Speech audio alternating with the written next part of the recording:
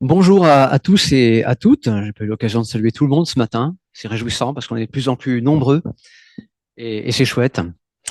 Et ce matin, on va terminer notre mini-série que l'on avait commencé le 31 août dernier. Une mini-série sur les moyens de grâce. Et aujourd'hui, c'est le cinquième et dernier message sur cette petite série. Donc, on va faire une petite synthèse, une conclusion et voir un petit peu à la fin, au niveau pratique, ce que l'on peut retenir, comment euh, oui, mettre en pratique dans nos vies ces moyens de grâce. Alors, petite interrogation ce matin, on va essayer de se rappeler des quatre. Alors, qui pourrait me dire, les quatre personnes différentes, me disent les quatre moyens de grâce qu'on a vus ensemble du 31 août jusqu'à la semaine dernière? Alors, la scène, oui, effectivement, c'est celui qu'on a vu la semaine dernière avec Philippe, effectivement. L'enseignement des apôtres, effectivement. Donc, le partage de la parole de Dieu, notamment dans l'Église. La communion fraternelle, exactement, qui est un de ces quatre moyens de grâce. Et puis j'ai entendu, je crois que c'est Martine qui l'a dit, la prière. Voilà. Voilà ces quatre moyens de grâce, effectivement, que l'on a vus. Et aujourd'hui, donc, cinquième et dernière prédication, et nous allons faire un peu, donc voilà, cette synthèse. Et je vous propose de relire ensemble le texte qui nous a servi de base également pour voir ces quatre moyens de grâce. Alors, on va lire ensemble dans le livre des Actes, au chapitre 2, les versets 40 à 47. Si vous préférez suivre dans vos Bibles, donc il y a encore des Bibles ici. Je ne sais pas si quelqu'un souhaite une Bible peut-être. Levez la main si vous le souhaitez en avoir une. Sinon, on peut suivre le texte ici. Donc ce verset 40, là, voilà, j'ai pris ce verset 40, mais on peut dire un petit peu avant, en fait, le contexte, c'est l'Esprit Saint qui est arrivé sur tous les disciples qui étaient réunis ensemble dans un même lieu, quelque chose d'exceptionnel, d'extraordinaire.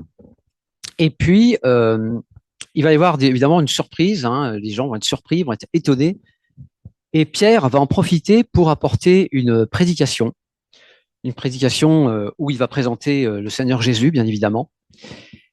Et on voit ici, voilà, que Pierre, suite à cette prédication, va encore donner beaucoup d'autres paroles, et on en est ici. Voilà, par beaucoup d'autres paroles, il rendait témoignage et les encourageait en disant: sauvez-vous de cette génération pervertie. Ceux qui acceptèrent sa parole furent donc baptisés. Et ce jour-là, le nombre des disciples augmenta d'environ 3000 personnes. Ils persévéraient dans l'enseignement des apôtres, dans la communion fraternelle, dans la fraction du pain et dans les prières. Et voilà ce verset 42 qui nous a servi de base pour dire voilà les quatre moyens de grâce que l'on a vus ensemble. La crainte s'emparait de chacun. Il se faisait beaucoup de prodiges et de signes miraculeux par l'intermédiaire des apôtres. Tous ceux qui croyaient étaient ensemble et ils avaient tout en commun. Ils vendaient leurs propriétés et leurs biens et en partageaient le produit entre tous en fonction des besoins. Chaque jour, avec persévérance, ils se retrouvaient d'un commun accord au temple. Ils rompaient le pain dans les maisons et ils prenaient leur nourriture avec joie et simplicité de cœur. Ils louaient Dieu et avaient la faveur de tout le peuple.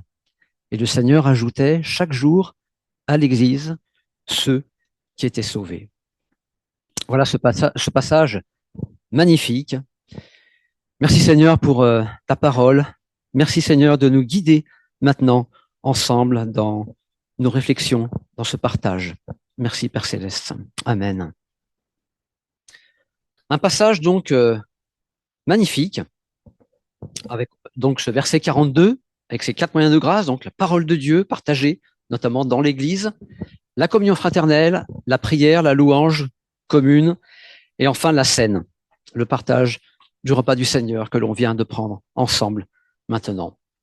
Et on voit dans ce texte la bénédiction de Dieu sur cette Église naissante, avec toutes les retombées spirituelles que l'on voit dans la suite de ce texte et que l'on voit aussi dans la suite des Actes, au chapitre 3, au chapitre 4, et également dans dans les chapitres qui suivent, dans tout le livre des Actes. Croyez-vous que cela soit encore possible pour nous aujourd'hui, de vivre de telles choses, tout ce qui suit ici? Ils étaient tous en commun, ils étaient tous ensemble, ils partageaient tout, ils repaient le pain chaque jour dans les maisons, et le Seigneur ajoutait, voilà, à l'Église ceux qui étaient sauvés. Pensez-vous que c'est possible encore aujourd'hui? Oui? Non? Oui? Mais oui, c'est possible, bien sûr. Il y a dans l'histoire de l'Église des réveils spirituels dans certains pays, dans l'histoire récente même de l'Église. On va regarder un petit peu, dans une première partie, des éléments extraordinaires que l'on voit dans ce passage, parce qu'il y a des éléments, c'est vrai quand même, exceptionnels, extraordinaires. Et on va les rapprocher dans une deuxième partie également de nos vies, et nos vies qui peuvent sembler peut-être ordinaires. Et on va voir que, en fait, toutes ces choses extraordinaires naissent dans des vies souvent ordinaires.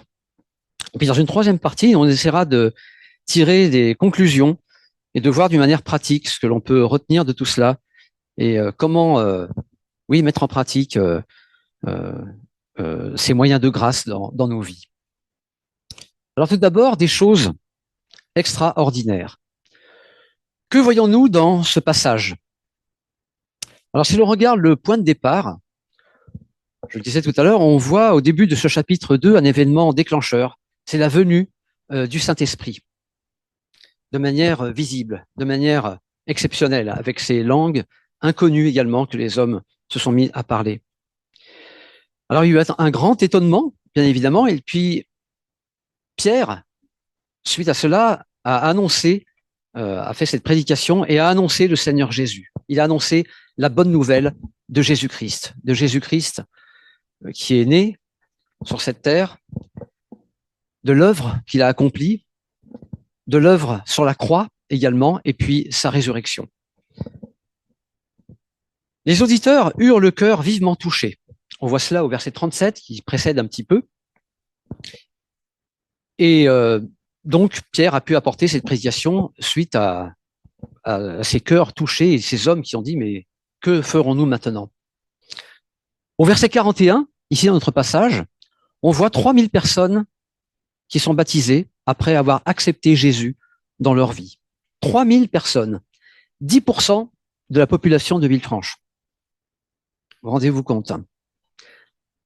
Au verset 43, on voit qu'il se faisait beaucoup de prodiges et de miracles. Verset 45, dans ce texte, on voit qu'ils vendaient leurs propriétés et leurs biens et ils la partageaient entre tous. Est-ce que c'est pas exceptionnel, un tel épisode? Au verset 47, ils louaient Dieu et avaient la faveur de tout le peuple. On voit ça à la fin donc de ce passage, verset 47. Et puis un peu plus loin, au chapitre 3, qui suit immédiatement ce texte, on voit Pierre et Jean qui guérissent un infirme de naissance. Et on le lira dans un moment, tout à l'heure. Au chapitre 4, chapitre suivant, au verset 4, on voit que le nombre de chrétiens s'est encore accru.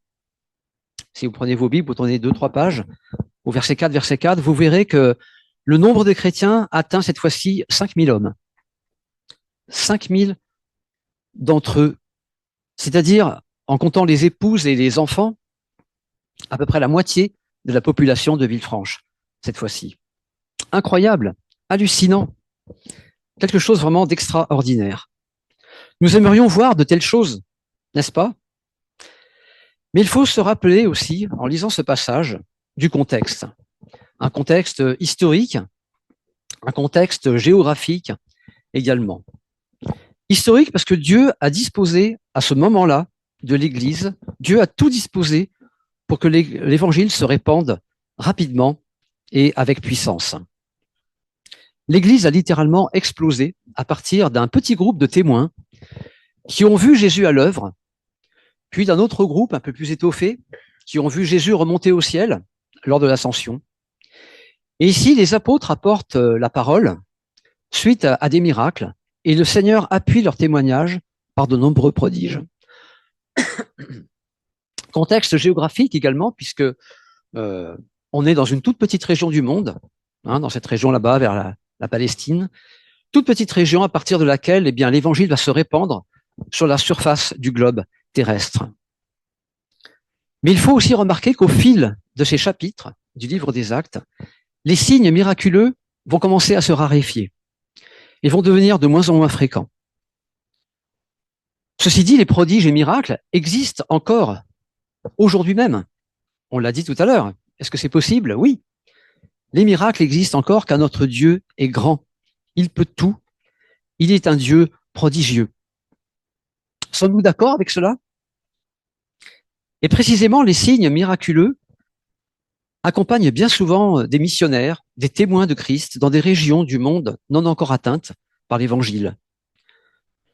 Nous, ici, en France, en Europe occidentale, nous sommes peut-être à une époque et dans un lieu où les miracles sont plus rares, mais n'oublions pas pour autant que notre Dieu est le Dieu des miracles et qu'il agit partout dans le monde sans que nous le sachions. Des choses donc extraordinaires, on l'a vu.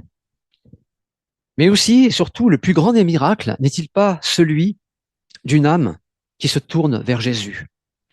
Le plus grand miracle n'est-il pas celui d'une âme sauvée par Jésus? Une nouvelle naissance, un nouveau départ. Et on le voit à la fin de notre passage, au verset 47, le Seigneur ajoutait chaque jour à l'Église ceux qui étaient sauvés. Voilà sans doute le plus grand miracle qui soit. Et nous savons que dans le ciel, il y a de grandes réjouissances pour un seul pécheur qui se repent. Nous voyons ça dans l'évangile de Luc au chapitre 15 et au verset 7. Donc, en quelques lignes, des choses vraiment miraculeuses, des choses exceptionnelles qui se passent. Mais nous allons voir maintenant que ces choses extraordinaires surviennent en fait dans le courant de l'ordinaire. Dieu, en effet, est souverain. C'est lui qui décide. C'est lui qui ouvre les écluses des cieux quand il veut et où il veut, car il sait mieux que nous ce qui est meilleur. C'est lui le véritable maître du temps, de toute chose. Maître du temps, ce n'est pas celui de Fort Boyard, hein, pour ceux qui connaissent l'émission. Le maître du temps, c'est le Seigneur. C'est lui qui sait quand agir pour le mieux et où agir. Dieu se révèle dans les choses faibles, dans les choses petites également. D'une toute petite graine, il peut faire pousser une plante immense. Un verset dans Ésaïe, chapitre 30, verset 15, nous dit aussi « Attends-toi à l'Éternel dans le calme et la confiance ». Vous connaissez ce verset hein, qui nous dit également « C'est dans le calme voilà, et la confiance que sera votre force ». Alors quand on lit ce passage d'Acte 2, je vais vous remettre ici, voilà, on a l'impression de ne voir que de l'extraordinaire, car les miracles qui sont mis en évidence, relatés en détail, sont là bien présents, et c'est normal, bien évidemment. L'auteur a voulu appuyer le texte voilà, par tous ces miracles, et c'est normal. Et on oublie aussi, par contre, une chose importante. Alors, je vais vous poser une question, hein, petit quiz. Savez-vous combien de temps s'est écoulé entre le premier chapitre et le dernier du livre des Actes? 28 chapitres. Combien d'années? Allez, je vous pose la question, hein, lancez-vous. Dites un chiffre. 4 ans? Au hasard. J'aurais dit ça. Effectivement. Mais en fait, c'est 10 fois plus. C'est 40 ans. 40 années s'écoulent entre le chapitre 1 et le chapitre 28 du livre des Actes. 40 ans.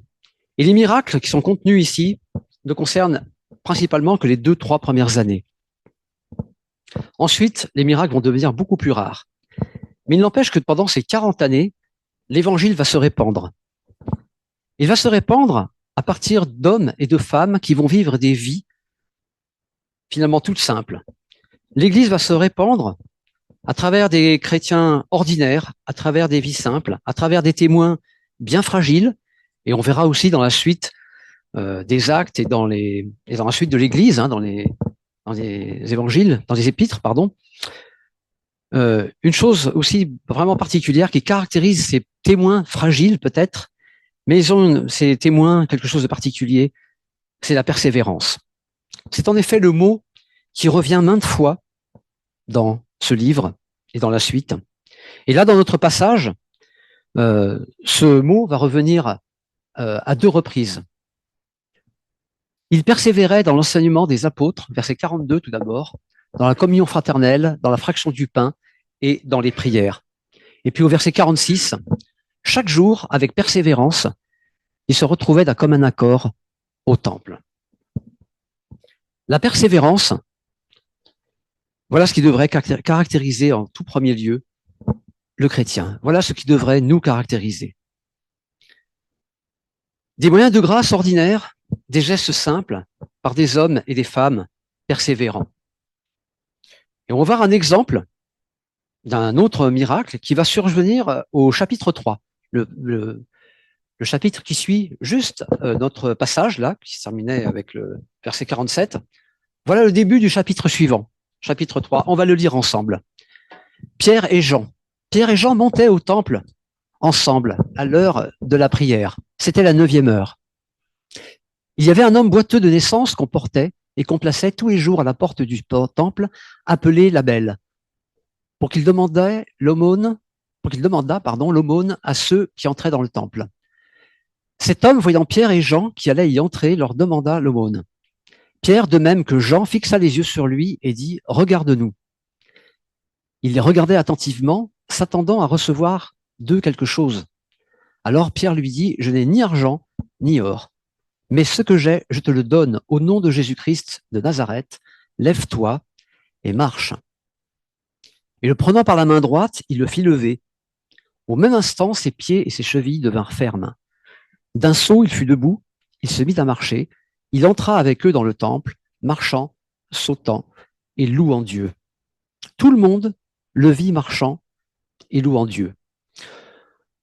Voilà encore un miracle qui survient juste après, en ce début de chapitre 3. Et en fait, ce miracle survient quand? Tout simplement quand Pierre et Jean montent ensemble au temple.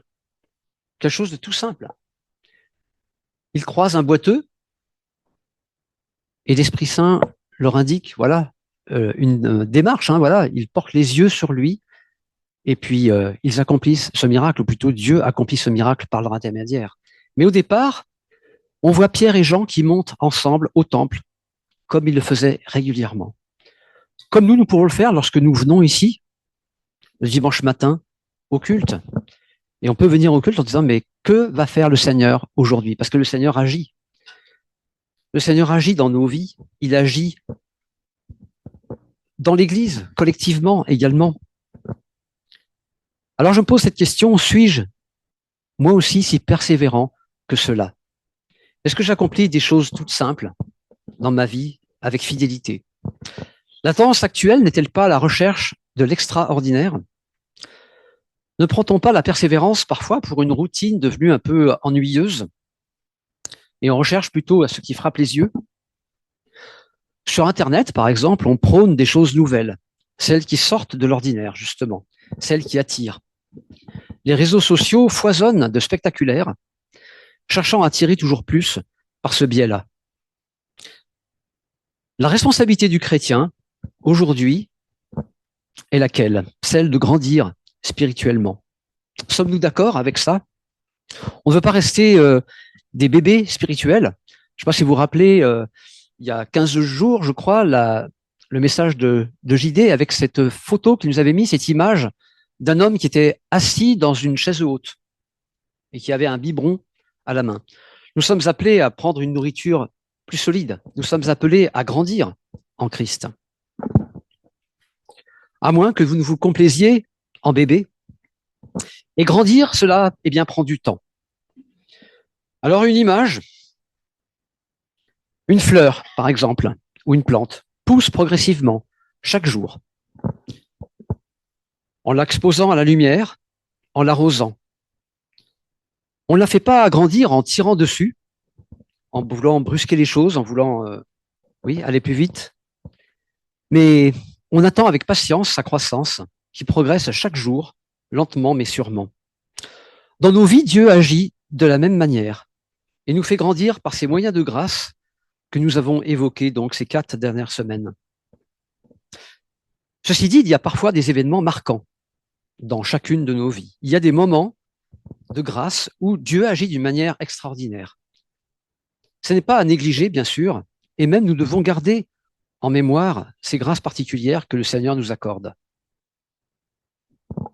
Le Seigneur nous donne à des moments précis des choses et il nous bénit comme cela. Et rappelons-nous et témoignons de ces cadeaux de Dieu dans nos vies. Nous avons tous des choses à raconter dans nos vies où Dieu est intervenu d'une manière ou d'une autre. Mais le plus important, c'est d'être dans une vie faite de persévérance et d'obéissance. Pour reprendre une autre image également, c'est celle de ce gâteau et de cette cerise sur le gâteau. C'est une expression qu'on connaît tous, avoir la cerise sur le gâteau. Bénissons Dieu pour ces cerises que parfois il nous donne, mais ne nous nourrissons pas simplement d'une simple cerise, mais plutôt du gâteau lui-même qui est le plus important. C'est-à-dire d'une vie faite justement de persévérance, comme tous ces chrétiens qui ont été nos précurseurs, ceux qui nous ont apporté l'évangile au fil des générations. Le Seigneur est tout-puissant, il est le Dieu de l'extraordinaire, accomplissant parfois des choses extraordinaires dans nos vies, mais cela lui appartient complètement. Des choses extraordinaires donc au milieu, survenant donc dans le courant de l'ordinaire, et ensemble, aspirons à des vies transformées. Parce qu'on voit dans le passage que nous avons vu, la conséquence de tout cela, ce sont des gens qui se posent des questions, des gens qui voient des choses, et on va voir, comme Pierre l'a fait, il a saisi l'occasion pour apporter une prédication et pour présenter Jésus. Alors voulons-nous vivre cela? Voulons-nous connaître un réveil dans notre entourage, dans notre ville de Villefranche, dans notre région?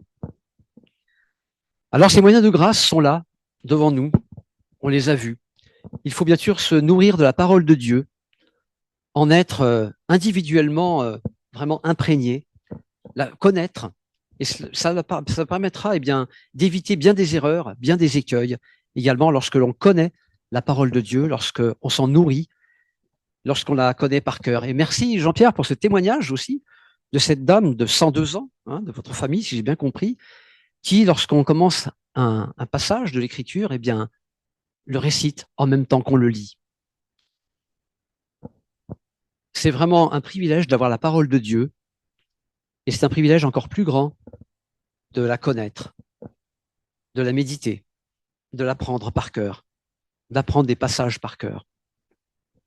C'est hyper important pour éviter les innombrables erreurs que l'on rencontre un peu partout, notamment sur Internet où foisonnent toutes sortes de fausses doctrines, de discours séducteurs, etc. À l'époque, déjà, les faux docteurs, les hérésies vont rapidement surgir. On le voit un peu plus tard dans le livre des Actes, et puis on le voit également dans les Épîtres. À l'époque, déjà, beaucoup de faux docteurs vont arriver, vont semer le trouble, parce que l'ennemi ne souhaite pas que le nom de Jésus soit annoncé dans le monde, et il va semer le trouble, il va semer le doute, il va semer le flou. Un test également que nous pouvons faire pour nous-mêmes, une question. Trouvez-vous que vous ne grandissez pas assez vite, que vous stagnez dans votre vie spirituelle? Êtes-vous passé à une nourriture solide, ou encore êtes-vous encore dans le lait spirituel? Et je vous invite à relire le passage dans 1 Corinthiens chapitre 3 versets 1 à 3 qui parle de cela, où Paul à un moment donné reprend les Corinthiens qui se disputaient, qui avaient des querelles entre eux, et il rappelle à ces chrétiens donc qu'ils doivent se nourrir d'une nourriture solide, qu'ils ne doivent pas rester comme des bébés spirituels. La communion fraternelle également, c'est un des moyens de grâce ô combien important. Pas seulement au repas en commun une fois par mois, mais en vivant le plus possible ensemble, pour grandir ensemble, pour s'aimer les uns les autres, pour se frotter les uns aux autres, pour se supporter également les uns les autres. Alors quand je dis se supporter, à quoi pensez-vous? Pardon? Oui, dans la prière. Mais dans le concret, quand on se supporte les uns des autres, ça a un peu une connotation négative. On dit celui-là, ouais, je le supporte. Alors dire, bon, pas toujours très agréable, mais je supporte. Mais dans le mot supporter, se supporter les uns les autres, il y a aussi cette notion d'être un supporter.